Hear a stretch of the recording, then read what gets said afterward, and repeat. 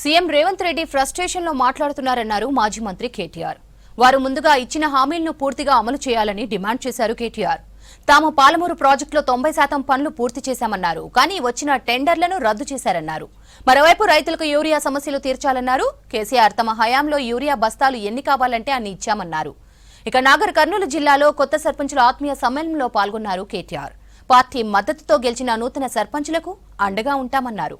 గ్రామ పంచాయతీ ఎక్కడ ఖర్చు పెడుతుంది, నేను దానికి ఎట్లా తోడేయాలి అనే ప్రయత్నం చేయాలి.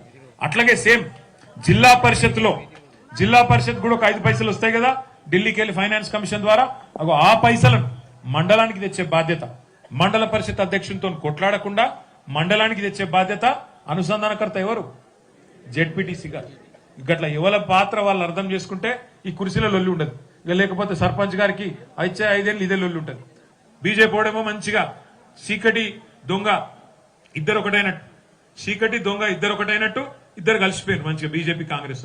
వాళ్ళు ఏం మాట్లాడకుండా ఇద్దరు అలైబలై చేసుకుని కలిసిమెలిసి ఉన్నారు కాబట్టి బీజేపీలను తిట్టాడు. ఈ సర్పంచ్ ఎన్నికల్లో నిజానికి ఒకటి మాత్రం వాస్తవం, పెద్ద పెద్ద నాయకులు పట్టించుకున్న కాడ మంచి ఫలితాలు వచ్చినాయి.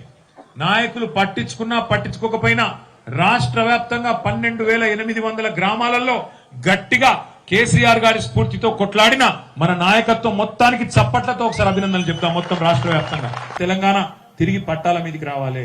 పాలమూరు రంగారెడ్డి ఎత్తిపోతల పథకాన్ని ఏదైతే ఈ ముఖ్యమంత్రి పగబట్టి కేసీఆర్ గారికి పేరు రావద్దని చెప్పి తొక్కి పెడుతున్నాడో, మరి రేపటి రోజున బ్రహ్మాండమైన బహిరంగ సభతో మిమ్మల్ని అందరినీ కలవడానికి తొందరలోనే గౌరవ పెద్దలు